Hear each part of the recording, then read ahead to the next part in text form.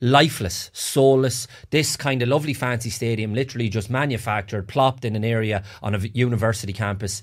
One of the best teams in the world, as we all know, but no soul, no heart, lifeless atmosphere. And no recollection of the history you were saying, was it? And nothing outside the ground with, old players or statues. It was like as if this was formed 15 years ago and here we go, You are listening to House of Football, brought to you by Sports Joe and William Hill.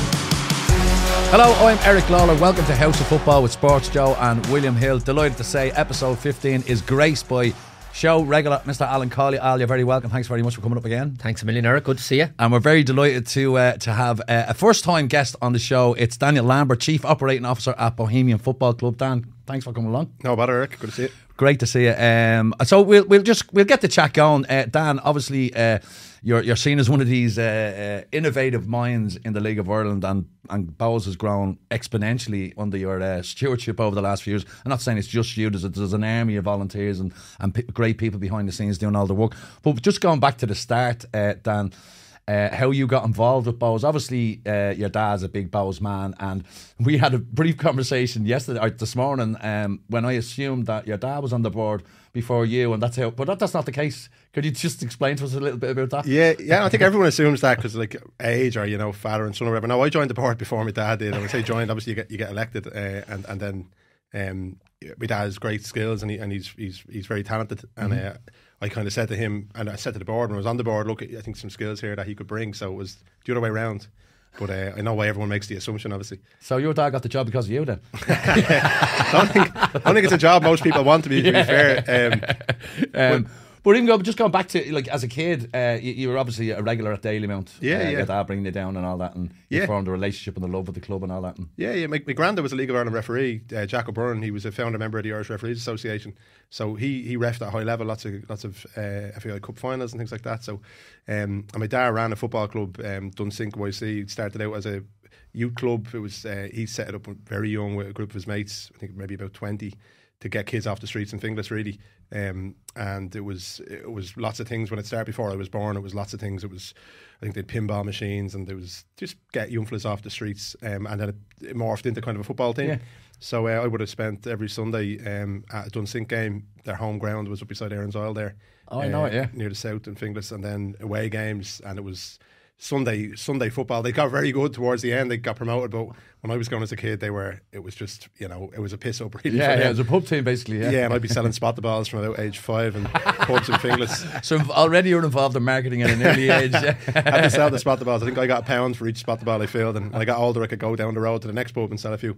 But no, my dad brought me to Dalymount. We grew up in Finglas, and we used to get the 40 down from Finglas down to Dalymount, and my uncle Jimmy, who passed there recently, would come with us, and a guy Ian, one of a family friend, would go. So the four of us would go home and away, and it was just something we did together, and went to Aberdeen away, and some great days. And I remember probably my standout memory when we went there first was I'd go down. It was with my dad. It was cheaper to go into the Connacht Street.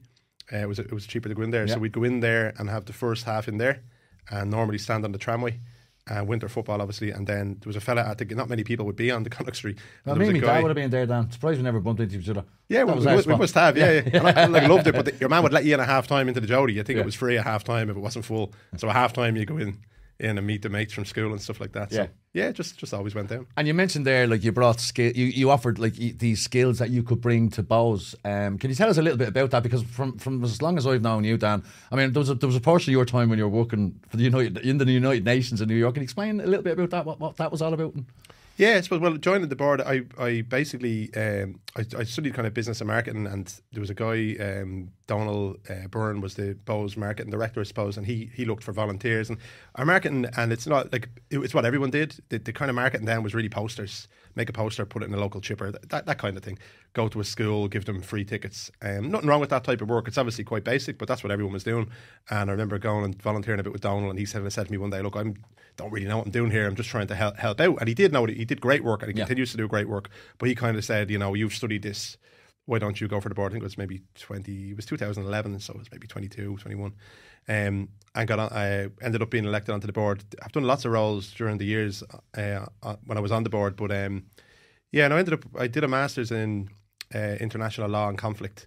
Did a thesis on the NATO invasion in Libya. To be interested in that type of thing, and then worked in Department of Foreign Affairs Political Division in Dublin, thing called the Conflict Resolution Unit, which is about Ireland's lessons from Northern Ireland and bringing them internationally, and then ended up going over as an advisor to the UN in 2013. So I was on the board of Bows, still at the UN, and I remember I probably long enough past that I can say it now. I was meant to do a vote at the UN, and we were playing Shells. It was a big game. We could have went down that year. I think we won 3-0 in Talca Park. I was watching that on the iPad. In the UN building? And I nearly missed a vote for Ireland. I had the thing muted watching the game, you know. But no, yeah, that's what that was, and it was a great thing to have experienced, you know. Yeah, Al, you've seen what Dan has brought to the league, and particularly with Bowes, and what's your impressions of what he's done at the club? Yeah, and the league in general. It's amazing, really, Eric. I suppose we've kind of struck up a friendship as well, Dan, over the years, and following the work that they've done. And my little lad, I bring him down to Dalymount, and he's kind of has a soft spot for Bowes as well. So I generally, nights that I'm not working, I'd go down there, and I've seen the work. I've seen it at close hand. The good people that are involved, the Bohemians as well, and it's amazing, really, the turnaround in the fortunes off the pitch. Yeah. And obviously they're trying to grow that and get better on the pitch now. And I think in the last 2 or 3 years we can see that kind of gap closing to the top teams, and they're competing for European, and the European run itself kind of brought huge eyes on the club as well. The renovation with the stadium and the work that's going to happen now as well can't happen quick enough, because I think the only thing that's probably hampering the club at the moment is the demand for tickets, yet they can't facilitate all the people and the demand that's there, which is unbelievable. And all the years I was playing, and obviously since I've stopped playing and going to the games, I never thought we'd be in a situation where you'd have waiting lists for season tickets, and you'd have fellas outside and can't get in, and the amount of people that come up to me, even non-football people that might just be friends, even a couple of neighbours come up to me recently and says, I'd love to bring the young fella down, and I'm saying, we'll head down to Dalymount and somewhere close by, or Talca Park, and say we can't get tickets. Like, it's a brilliant complaint to have, yet it's unfortunate that we have it at the moment, but that will change. But I think in terms of Dan itself, phenomenal work on and off the pitch, and I think that was epitomised there a couple of weeks ago, and I'm sure we'll touch on it, but the sad passing of Christy Dignam, and straight away there was the jersey was out, and look at what was raised in the kind of the following days that followed on from that game against Shamrock Rovers, and luckily enough we covered it on TV as well, so the exposure it got. But stuff like that, Eric, it really is, it's remarkable, and it just goes to show it can be done. You have the right people at the right club, the good characters, people who care, people who are passionate, people who want to make change. It's amazing what can be achieved, and it's great to see. Dan, I'll just touch on it there, Dan. Where are we exactly at the moment with the redevelopment of Dalymount? I kind of call now like the eye of the storm as such. So there was the battle to get into. There was a battle, I suppose, to get the stadium bought. Like that happened in 2015 by DCC to secure its future. And then I suppose there's the battle, you know, politically, local and national government to get a swell of support for the stadium. And then there's to get it through to a point where we have the plans, in place. And all that's been achieved. And right now, planning gets submitted on the 25th of August. So in 6 weeks, 7 weeks or so. Because it's a Part A planning application, that means it's Dublin City Council applying to itself. Okay. So the benefit of that is it's there can still be objections and things, but DCC go through all of, you can imagine, we've had bat surveys, traffic, noise, like everything you can imagine, and things you couldn't imagine have been done, and so that they prepare for all eventualities, and they link in, I suppose, with the other departments in DCC. So that gets submitted on the 25th of August. I think it's a 20-week process to planning. So we'd have planning by the end of the year. And the reason I call it the eye of the storm, there's nothing we can really do right now. Through the planning process, there's been public consultations, and we've had lots of consultations with DCC. And then we were in the Dáil 2 weeks ago, myself and Matt Devaney, the current Bohemians president, and me and Matt would have worked on this along with Chris Bryan before that since 2011, really. And the government now have to bring their kind of pot of money to the table, I suppose. It's a thing called the Large Scale Sports Infrastructure Fund, Stream 2. And there's full support for it, so we'd expect that to be granted. We're hoping there's no delays in the grant, because one of the two things slowed Dalymount down until now. One of them was the external environment, and that was construction inflation. And really, you could make a plan today, and with construction inflation, you could add tens of millions on. Okay. And the other thing was obviously the decision of Shelbourne to remove themselves, which needed a redesign anyway, because it was a stadium designed for two clubs. It's very different for one. It's actually much simpler.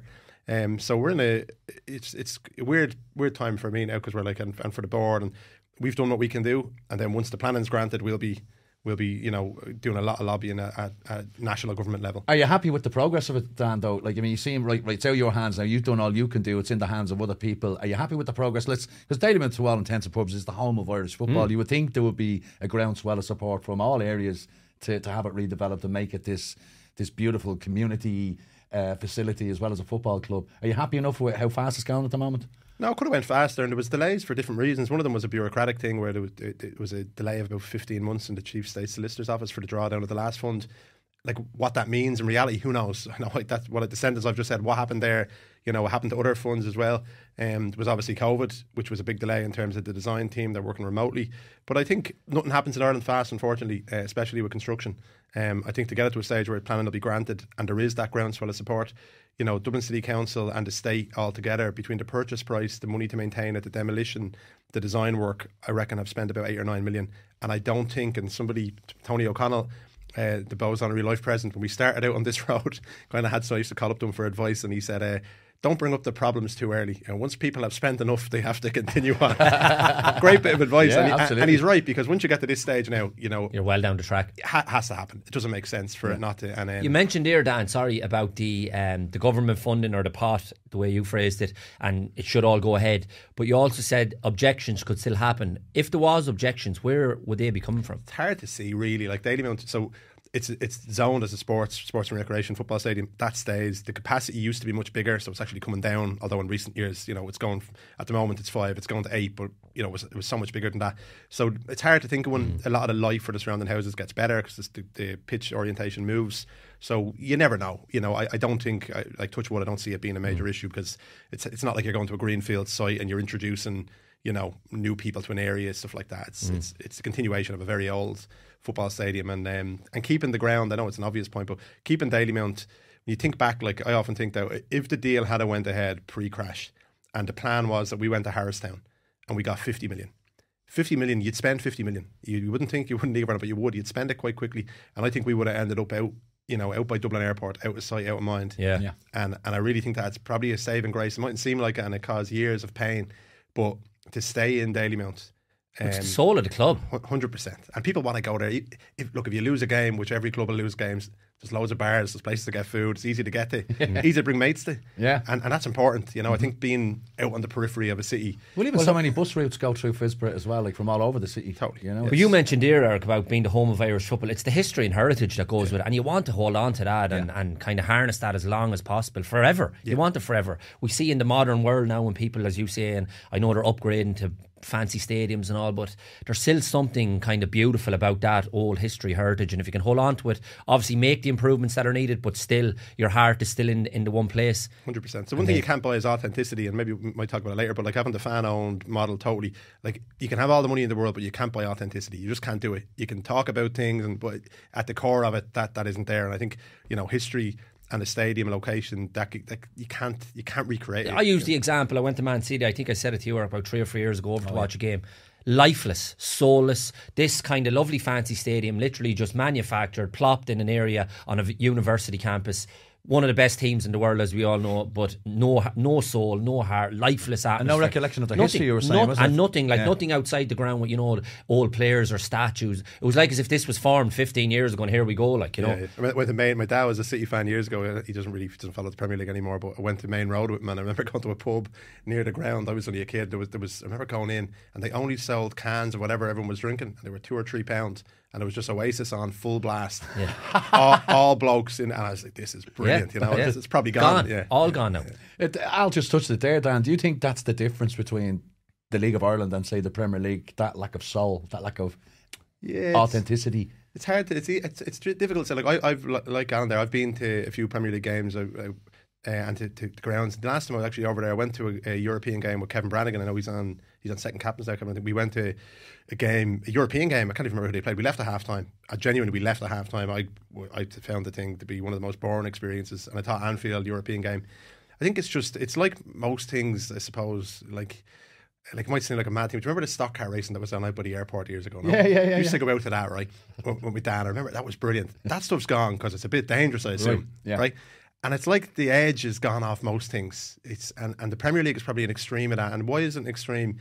Because it's global capital, it's global money, and global money doesn't like risk. It likes to protect what it has, drive up prices, remove risk. And I think that League of Ireland has a bit more rawness to it. I think there's obviously things that, you know, the league want to eradicate into safety issues with things like flares, but they do exist and they create a point of difference. And I think that overall the league has a better experience. And I'd be really reluctant, say something like VAR.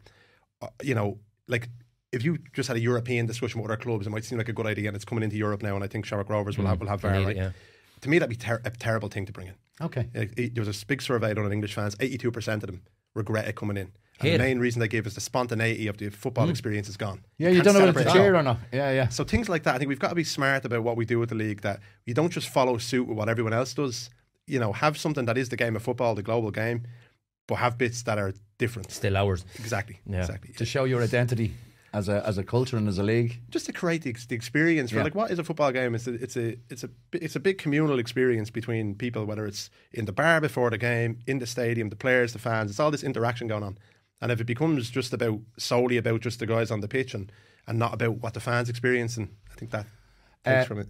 Dan, like when you came in, you mentioned you took over from the I forget his name. Sorry, the lad Donald Byrne. Donald looking after the marketing, and he said he was doing a very basic type of marketing. When you sat down and looked, using the knowledge you'd acquired through education, what was the thing that jumped out at you first? What did you see that Bows needed to do better? I don't know what to say. Like you said at the start, I should say, I'm very keen to I've worked hard at Bows, as of countless other people, and so many people, like right now, people who've passed, like Mono, so many people did so much work. So it's definitely not about what I did. I was involved in it with other people. But I think that the most obvious thing back then was we went from a position, like I joined the board in 2011. Pat Fenlon was still the manager at the time. It's come full circle. Obviously, Pat back as director of football. But we cut our budget by 93%. Wow. And I know people have, but that's the truth. That's what happened. And we went from a position where the way the club was set up, and most clubs are still set up like this, in my opinion, and it's changing thankfully a bit. What the thought process was, a successful team on the pitch will create a successful club off the pitch, which is totally incorrect, and it won't work for anybody. And I'd try and find anybody who can give an example of that, bar having unlimited resources. And we went from a position where what we were selling was a team who, I remember obviously Roddy being there, and great European trips, and we were selling success on the pitch. And I remember when we budget for gates, if the team is doing well, we should have more people. And what we needed to do as a club was we went to a position where we were definitely not going to win anything. We were possibly going to be relegated. And I think it was a great achievement that we weren't. And people like Aaron Callahan and Owen Heary in the early days of Keith, that didn't happen. But we then had to figure out, if we've gone from a point where we're selling you, come here and see a team win a game, to the team is probably not going to win. What else can we, could we get a sense of pride in the club that if someone walked out the door on a Friday and we lost, they were disappointed, but they were still proud of that club? And that they had this sense that they want to be a member, they want to contribute, they want to volunteer. And on the flip side, commercial partners, because we used to have contracts, and I've seen them, we've none now, thankfully, where the commercial contract was set up in a way where if we got to the cup final, we got more. If we won a league, we got more. All so incentives, yeah. And what is that for the commercial partner? It's just solely their profile on a back page of a paper or on TV. Which on is one day. Yeah, it's very hollow. Where now we go to a commercial partner and say, our community plan is here in front of us. We will do this, and this. We'll behave in this way as a club. Way bigger commercial contracts over longer periods of time.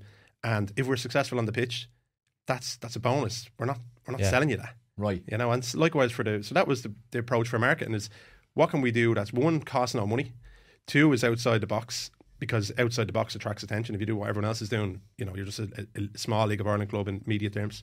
So just bringing those things together, more guerrilla marketing, and stuff like the appointment of a club poet, and our own beer and graffiti spray jams and all this stuff was mocked. Justice officer. Did you know, Dan, say from in those early days, you said you came on the board of 2021 and obviously with Donald and going out with the posters, but could you tell the potential that was in the club in terms of stuff that the market that wasn't being tapped into, of all those things, that if you were to bring them to the table? No, I don't think so. No, I think we did. I think when you try and do stuff a bit different, I've looked back on it and tried to do a presentation. I went over to the Dutch FA a couple of weeks ago to give a presentation to their clubs. It was more or less on this, looking at Bows over 10 years. And I think some things, there was sort of a tipping point, maybe, that's like a kind of corporate term, but around 2017, 18. It's also a great quiz show, one of my favourite quiz shows. Tipping point. Ben Shepherd, loyal. But it started to happen where we noticed. I love the chase. Chase, much better. But it started to be this point where we realised that things were growing, but then it just it was like it all just started to happen, where there was exponential growth, which is what's happened now. And that's hard to manage as well.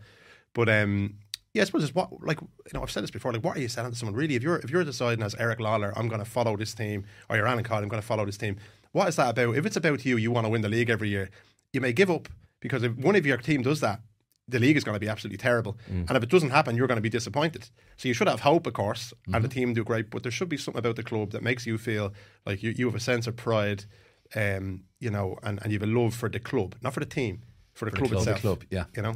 And I think, I mean, just to give you a very, very, very rare, raw example, is it like last night, Leinster Senior Cup semi-final, coming off the back of a terrible defeat against Sligo on Friday. As Leinster Senior, I arrived down the ground thinking it'd be about 20 Bows fans are there. Like, we brought, like, what was it, 650, like a mental number. And I go, what are they? I thought I was the only lunatic going down the rain last night, and the whole away end was full. And Shell's brought a sizable support there. So that immediately tells that what you just said there, there's a bit of authenticity, there's a bit of truth behind it. Because if they were looking for success, nobody would have turned up last night. They've been still sulking over Friday. But they went in their droves last night and cheered on them young lads to an amazing win. Great win, 4-3 against Shels. Anyway, but Dan, I want to talk to you about the jerseys, okay? Because let's be honest, they're the biggest. You know, they're the things that get Bows the most publicity in the press, and I suppose quite often they're a stick to be beating us with by other clubs and all that kind of thing. And you know, some of that's from jealousy, begrudgery, whatever. But did you quickly identify, Dan, I suppose, that jerseys could be, you know, for want of a better expression, a tool to push Bows further, like, you know, get them out there, put them out into beyond Bows fans and just get them out into the press? Did you realise that, okay, this jersey is going to cause an impact, it's going to cause a ripple in the press? No, not really. No?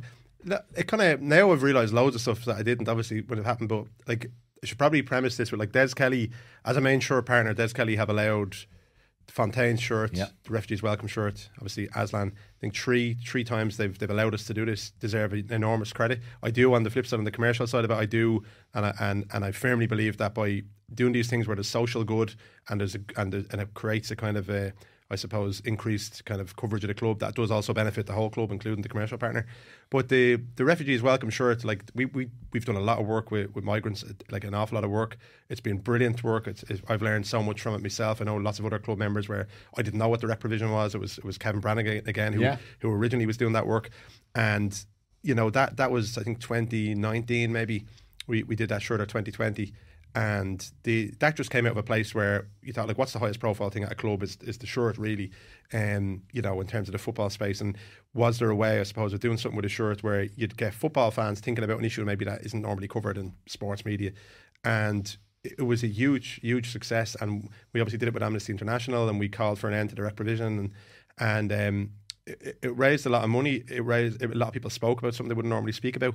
And since then, I suppose we've done lots of other shirts. But to me, if you think about it, like, if the League of Ireland is a small league, I think we're ranked 33rd at the moment. We might get to 30. We're never going to go beyond 20, let's say, maybe 25. We're going to remain a small European league. If we reach all our potential, we're still a small European league, and there's nothing wrong with that. We're a small country, right? So, if that's the case, and you're Bohemians, like, we would have sold 500 home shirts, 100 away. As it got bigger, maybe 800-900 home, 150 away.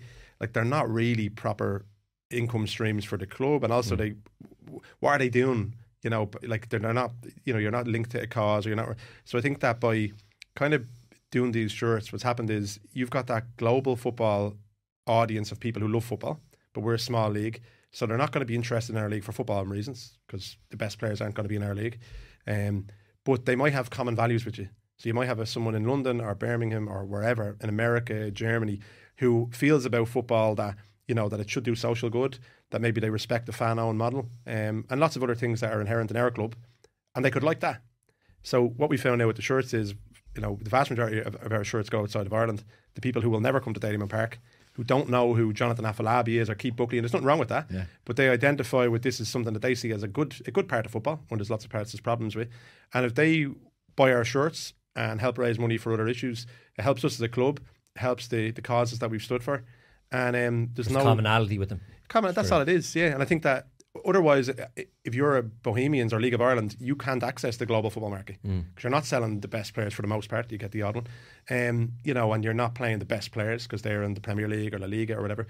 But you can have common values that do link with the global football market. And you mentioned, was the clubs that you even looked at and studied and visited to bring this whole ethos to Bohemian Football Club? Yeah, we did some. Initially, it's funny now because it just shows how things are cyclical. I remember initially speaking to Cork a lot. Right. back when we were in trouble, because Cork were really flying. Obviously, they had their problems afterwards, and hopefully those days are behind clubs here. Visited FC United a couple of times. They came to visit us, and we had a friendly. That's right, remember that. St. Pauli and some of their directors came over. They're very interesting. Some stuff we're doing now, and like 10 years later, is just what they do, holding member forums. They're obviously very strong on merchandise, but that's split from the club. So ours is still fully in the club, okay, which is great. Union more recently. There seems to be, if you look at leagues around Ireland, whether it's Malmo, Real Betis, FC, in England, it's much smaller clubs because of the amount of finance in the game. But in Germany, with their ownership model, it's more common.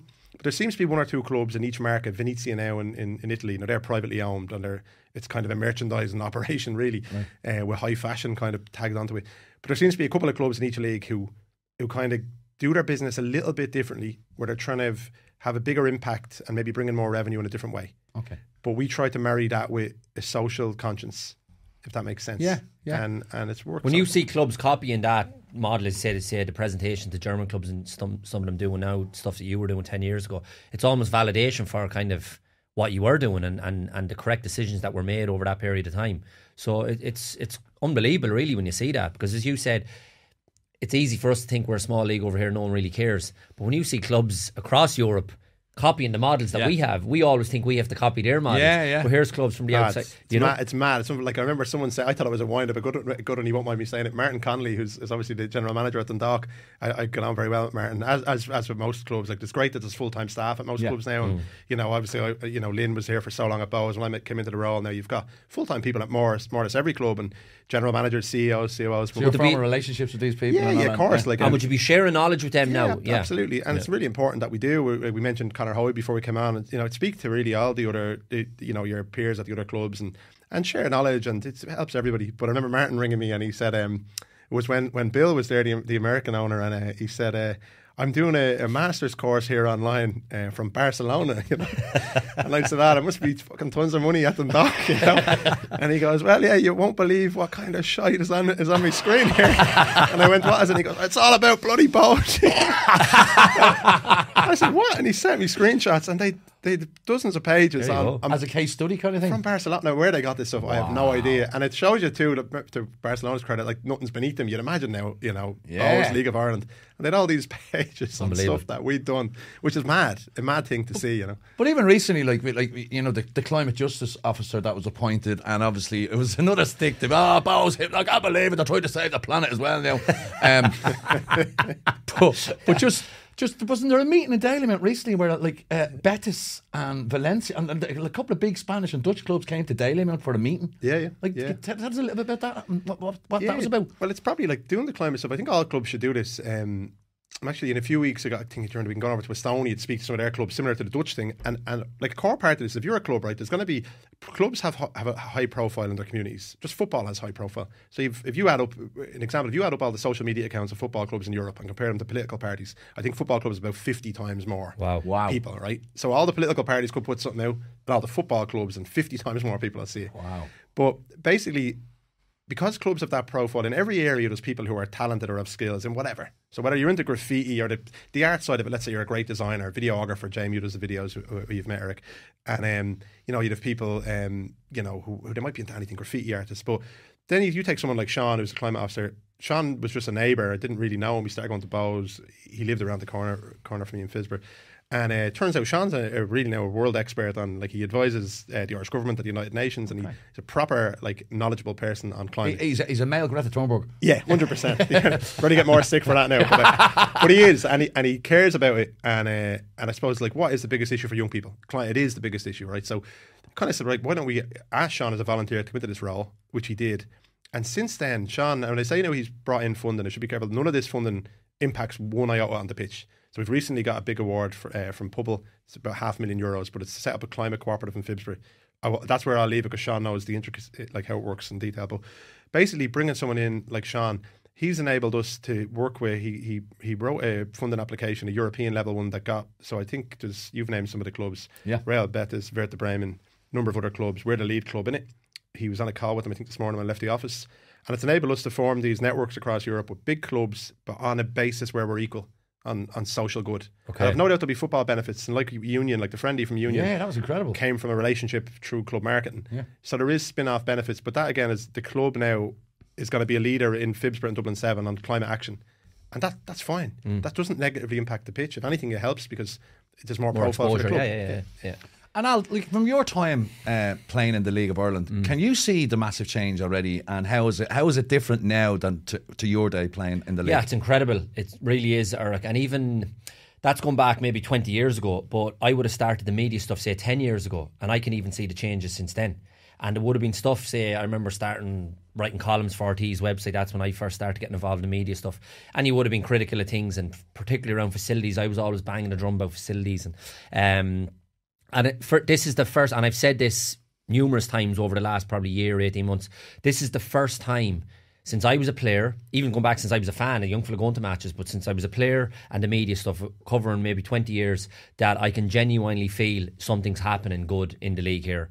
And that's not over-egging it or overhyping it, because it takes, I'm quite fussy.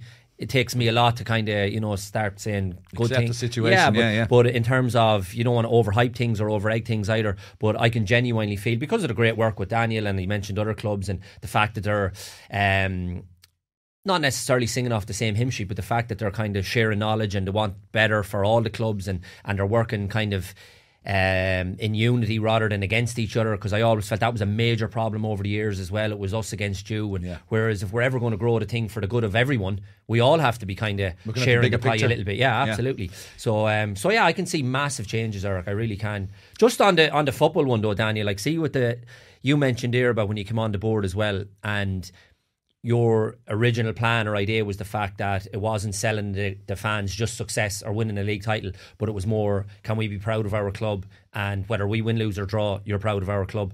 How difficult was to change people's frame of mind on that? Because Bohs, going back there again, when I was a player, Bohs were winning leagues, winning cups, whatever. Obviously there's been the last 10 years maybe where they haven't been winning, but just to get people on board with that.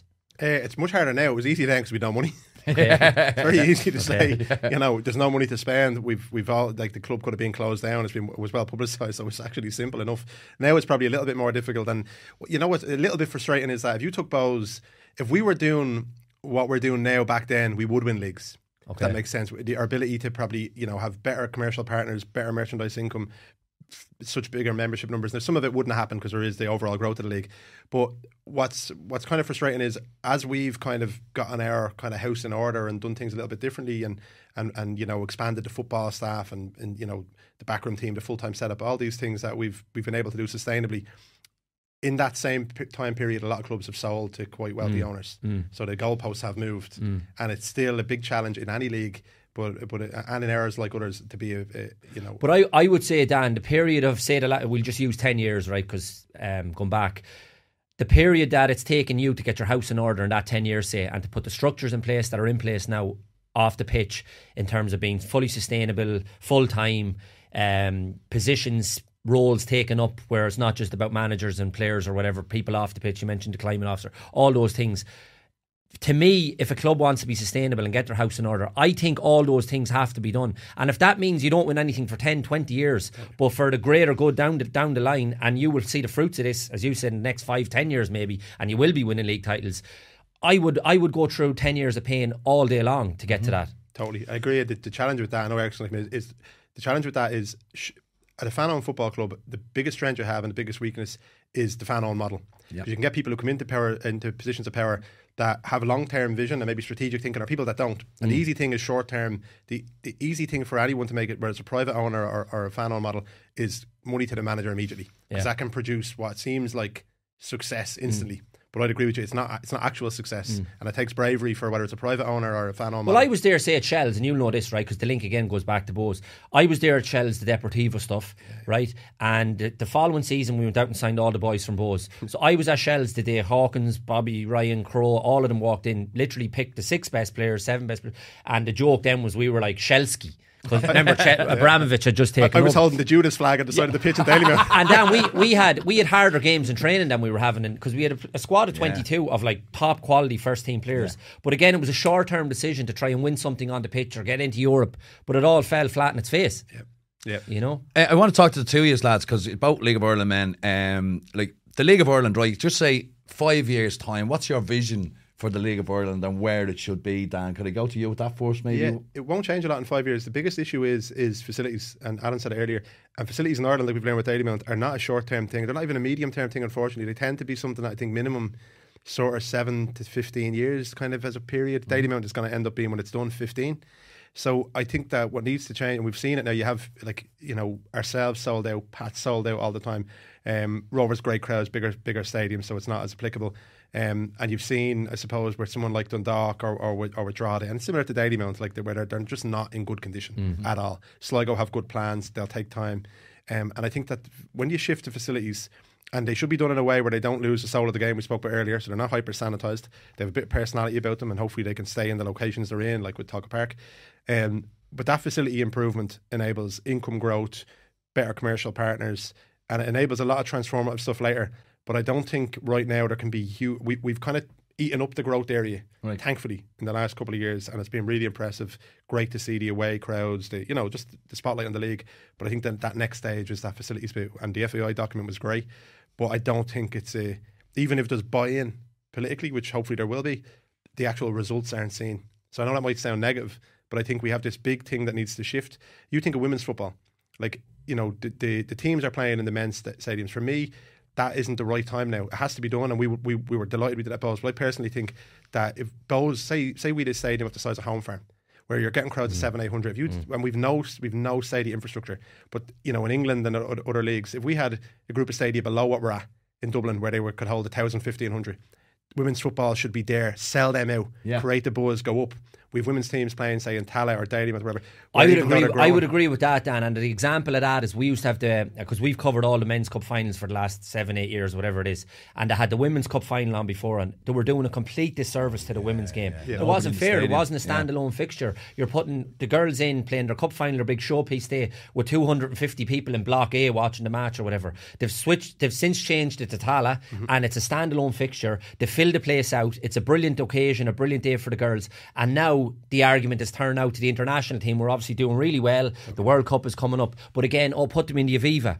But to me, stick them in. Tala's filling out. They're playing France again Thursday night. 8,000 sellout stadium. Brilliant. Everybody comes and grow it that way. Instead of going from 0 to 10. It was like when Limerick went to play in Thomond. I remember going to a Bowes game there. And you know, and it's not a positive thing. There was nobody there. It was so I think, but that demonstrates the scale of the facilities issue. It's not just the League of Ireland men's. There should be tiered stadium infrastructure. We're so far from that, unfortunately, and I think that'll be the big shift. I don't know what you think, Alan. But yeah, well, the facilities thing has been a bugbear, as I mentioned there, since 2013, going back to like basic things like women's toilets and stuff like that. Yeah, the facilities the biggest issue, Eric. It really is. You go to grounds and all, and you bring your kid to a ground and the toilets, whatever. So hopefully there's change happening. But again, as Daniel said, that takes time, a lot of time and investment and funding. But the one thing I have noticed, and you asked me the question earlier just about maybe the last year to 18 months, all of a sudden there's an appetite politically, which that was never there. And I genuinely feel it's sincere with a lot of them. You know, I have no allegiance to any political party, but if there's anyone willing to get on board and help us and give us funding to improve the game and grow the game, I'm all for it. I think Labour are having a debate in the Dáil in a couple of weeks, the first time a soccer debate, I think, is going to take place over 2 hours for forever, I think. I'm not sure if there was ever one.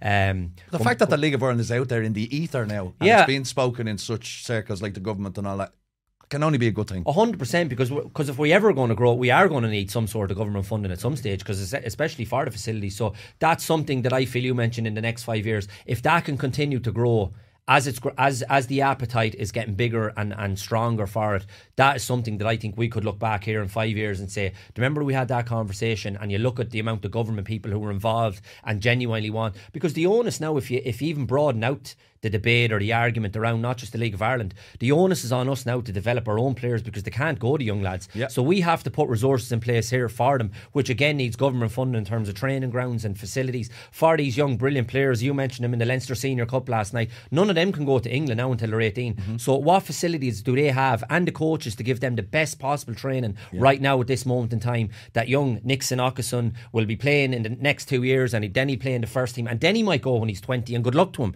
But for right now, his pathway is through the underage systems at Bohemians, and then maybe playing Declan's first team, score 50 goals, and then he's gone. And good luck to the kid. But that's the pathway now. So we need the best possible that we can provide for them in terms of Trevor Crawley, whoever's the manager, Derek Pender, whoever it is that's at that club looking after them. And I think that's something in the next 3 to 5 years that we can definitely improve. Dan, I want to turn to you about the player contract issue and the fact that, you know, all the clubs are using this term now. When you signed a player now, they're signed on a multi-year deal, as opposed to, I suppose, Bows are just handing out season by season contracts. And also you've spoken, and Damien Duff has come out and said it as well, that the league needs to get together and talk about minimum fees and all that. Can you elaborate a little bit on all that? Yeah. So the multi-year one, you know, it's probably, and there's different reasons for doing that. But you might have option years. So a club might be in a position where you could have a player for 3 years, but there might be an option that needs to be executed in year 2. So the contract could be 2 or 3 years. Okay. So that'd be the reason you might put that in, so that you're not setting it. You know, there might be a decision that needs to be made, and there's lots of ways that those clauses can work. There's ones where it's club only. There's ones where it's both parties. There's ones where it's number of games played in the season, where player plays over a certain amount the next year executes. So there's loads of ways that can be done depending on the agent. Regards to minimum fees, I came out with this last year, and there was a lot of, maybe it was the year before, like we had a couple of contracts where there were get outs. They weren't near the level some of them were reported at. They were 6-figure get outs, so they weren't okay. You know, and it's hard at the time to say anything, but like they weren't measly, and the people who did the deals. Because I suppose that the people were saying, like, I mean, just give an example. Like one example I heard of was ex-Bows player Mandrew at Rovers, like, went to Lincoln for like 20 grand or something like that, because that was written into his contract. Yeah, I think that one might be accurate. I won't get into, it's obviously another club, but I think that, and I think it was unusual circumstances there. And to be fair, like, you know, clubs have gotten much better. Shamrock Rovers have gotten good fees. Pats have, we have, and that needs to happen for everyone. So it is improvement, Dan, do you think? I think it is. It's like, I suppose, you know, we talk about, we don't have any players right now, and we would be, I wouldn't, as myself, obviously Pat's come in, and we had a meeting this morning at the club. And, you know, Bows won't be going for get out clauses, you know, and we need to get away from them for sure. But how do you build up, I suppose, the fees paid for players? I think first and foremost, there's going to be 2 things that clubs look at: the ability of the player, but also the environment they're coming from. And the environment they're coming from now is improving, but it's still not a great environment. You know, mainly due to facilities. And we've gotten better at Bohemians with full-time coaches. You mentioned like Trevor's in our youth setup, Craig's in there. We've also a grassroots paid grassroots positions. You know, so we're improving. Lots of other clubs are too, but we need to get the full thing: staff, the academic elements, the facility elements, and begin to command higher fees the league. And it should be seen like, if a club gets $500,000 for a player, I think we should be getting towards that figure for our best young players. Good add-ons. I think what slightly changed there as well, Dan, is the reason we can command a better fees, and for all the reasons Dan has outlined. But I also think, for years, the perception across the water was that we were Mickey Mouse and they looked down their nose at us. Whereas now I think the perception is changing in terms of the structures in place at clubs and full-time resources, and you see the talent of the young boys coming through now as well. So I think the viewpoint from across the water as well, because I know clubs in England and people I would speak to that used to think, that league over there, hand them a tenner. We, as you said, 10 grand, 20 grand, whatever. So but they were right as well, and because you have to remember, pre the academy system, which is probably the most positive thing, one of the most positive things the FAI have done for the league in the last number of years. Pre that, like, League of Ireland teams didn't produce any players.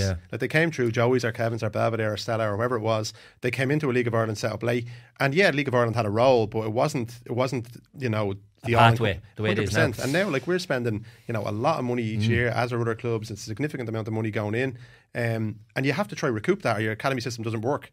So you got that's a brilliant point, Dan, because and your best place to answer, because for years the firefighting that would have went on with League of Ireland clubs to run one club, like, just how challenging is it to run 5 or 6 clubs or 5 or 6 teams? Yeah, no, well, you think of what we have now. If you took about Bows, if you went, say, 2011, we have a men's team and 4 or 5 kids teams. Today we have men's, women's, 6 academy teams, boys and girls. All who want to play at the highest level, full-time staff, head of academy, and then we've 36 grassroots teams. So the number of players is it's much harder to manage, is the honest answer. But people like Craig going into positions, you have them at other clubs, full-time heads of academy with good facilities. We had a members meeting recently. We have a big announcement coming up shortly in terms of another facility kind of infrastructure improvement at Bows. It's just for membership. Eric knows about it. But these are key, and money going to those areas. But on the flip side, if we can't have 20 academies in Ireland, and that needs to be something that is in the FAI's plan, where you're going to end up with 4 or 5 top academies. I think that's what the country can sustain and what the clubs can sustain. And those academies, there's going to be tiered and players are going to move between them. But the academies have to be able to generate income both between themselves, and there's a new arrangement in terms of domestic compensation. Last year, from the FAI, worked on through the NLC, where there's better rewards between academies to recognise that you shouldn't be able to take a player for 5 or 6 grand that a club's invested in. And likewise now we need to get that figure up in terms of transfers. But it's for the whole league. It's not good if one club can command high fees. So everyone needs to buy into it. Everyone needs to get higher fees, both transferring academy to academy, and obviously go to the UK being the main market. It's essential. Another thing I want to ask you about, Dan, this union of European clubs, small and medium, which I'm not sure you were behind or you joined, or can you just tell us a little bit about that whole thing? Yeah, I've nothing to do with the establishment of it at all. I was asked to join the board of it. I joined the board a few weeks ago, an interim board until November, where there'll be a conference or a general assembly, and the membership will then elect a board themselves. How many boards are you on? Just that one. All right, yeah. So the Bohemians one, you're not on the board now? No, and I shouldn't be, and that's why I'm not chief executive officer. Like, Bohemians are a fan-owned football club. Okay. Decisions have to be made by the membership. Was there ever a time when you were on? You mentioned your dad here, and obviously you have a good relationship with your dad. But was there ever a time when because you were on the board, the paths crossed? Yeah, for years. Yeah. But I mean, would there ever a time where you'd be in a meeting like this and there'd be complete kind of anarchy in terms of what he wanted and what you want? No, not really. Or would you be always singing off the same hymn sheet? Bo's board in general, I can only remember one time there was ever a split vote on an issue. In general, the board is. But I mean, just with you and your dad. Yeah, the odd time, obviously. Yeah, you get that. Like, but no, the UEC, and I do think the UEC is going to become a big thing and a very important thing for Ireland. Is basically the easiest way to explain it. The ECA, I should say, the UEC is not being established to tackle the ECA or to the two of them can exist in harmony and exist as two institutions. The ECA is a European Clubs Association, and how the ECA works is basically they on their website it says that they're the sole representative body for professional clubs in Europe, but they have 130 clubs with an ordinary vote. So 130 clubs are representing 1,500 clubs. And it's a little bit more tricky than that. There's an executive committee, you have some power. And the basis of the Union European Clubs is that you have a consolidation of the game now happening all the time in terms of fewer and fewer clubs being able to qualify. And you think of someone like Legia Warsaw, they can win the Polish Premier Division and they're not guaranteed a place. If a country of 40 million people are not guaranteed group stage European football, where all the English teams are automatically in. And that's done for commercial reasons. So the game is becoming run by big finance. And you even think of something like coefficients. And I heard a great quote over at the first UEC meeting. And it was from Matt Parrish. And he said that the coefficient system is the gerrymandering of football. And what he means by that, I suppose, that in football, because you've been good for 5 or 6 years, shouldn't mean that you have an advantage over a team who does well next year. Right. That's not how football should work in the moment, in the season that you exist in. And this idea of coefficients is about ensuring that if you're a big club and you have a bad year, you're back in. And but the reason for the UEC is basically a democratic one club, one vote system that's open to all clubs in Europe. And the membership is growing rapidly.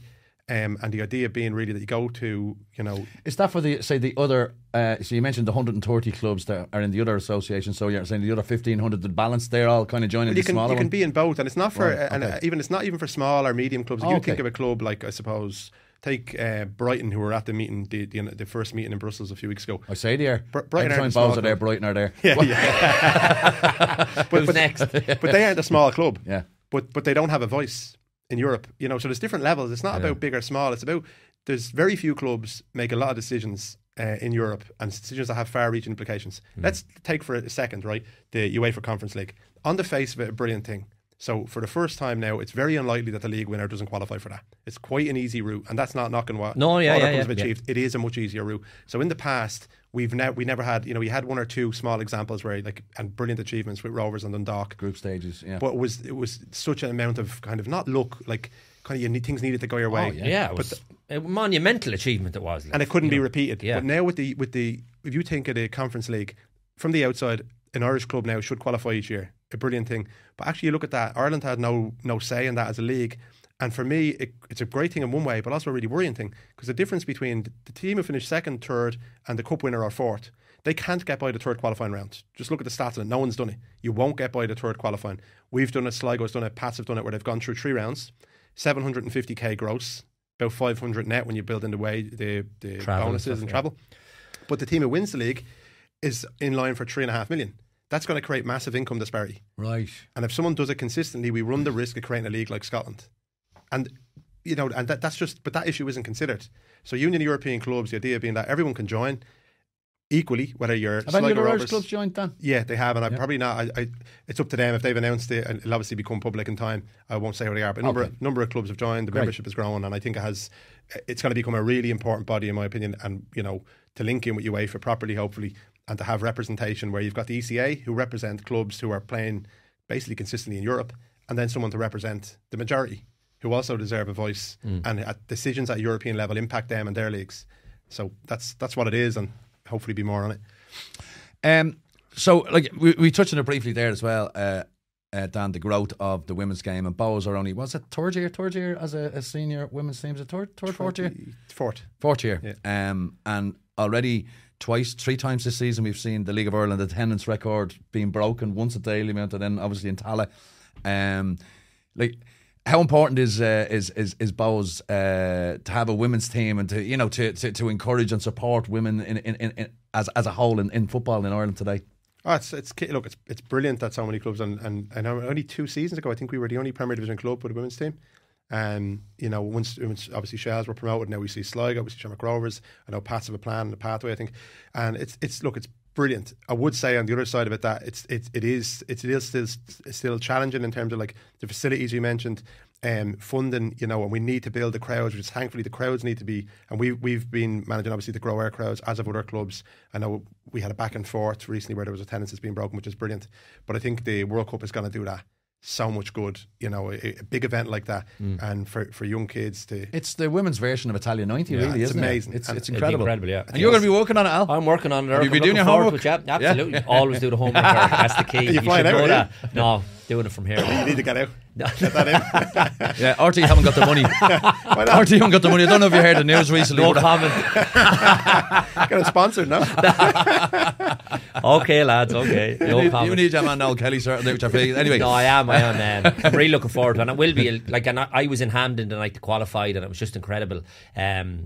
Follow them now, like we've been covering the games for the last 3 or 4 years, even when they were like developing and getting close, and then they had the disappointment obviously of not qualifying the last major tournament. But so to see them do it, and that night in Hampden was just, and even you go back to like Amber Barrett, that goal is like a Ray Houghton type goal, like that'll be remembered. But also the emotion as well of what was involved. I was getting emotional, like, because I spotted straight away what she did, and she went down to that the corner flag. There was a cameraman pointing to the armband of obviously what happened, and Kane McKay very quickly realised, because he all wanted to jump on, and she backed them all off and said, "No, let her have her moment." It was a beautiful thing. And then Vera, I've met Vera a few times and interviewed her, and she's real infectious, and you kind of want to get behind them and support them, and so that'll be an unbelievable event now in a couple of weeks. Yeah, I think it's a line in the sand moment for Irish women's football. I think the game's just going to grow hugely. And again, I suppose, Eric, like going back to the negativity around like our international team years ago, and when we didn't capitalise on Italia 90 when it was happening. Hopefully now, for all the things we've outlined in terms of the women's game trying to grow on facilities and funding, that they will capitalise on this event, because it'll be absolutely huge. Like, brilliant. Right, well, lads, you two could talk all day, and I'd listen to you all day, but we have rapidly run out of time. And before I go, I'd like to thank my regular co-host, Alan Cawley. Thanks for coming. Best of luck with negotiating a contract with RTE, and of course and Dan Lambert from Bohs. Dan, thanks very much for joining us. Fascinating insight. And so that was me, Eric Lalor, with House of Football Sports Show, and William Hill. We'll be back same time next week. Tune in, subscribe, tell your mates, share. You know the story. See you next week. You've been listening to House of Football, brought to you by Sports Joe and William Hill.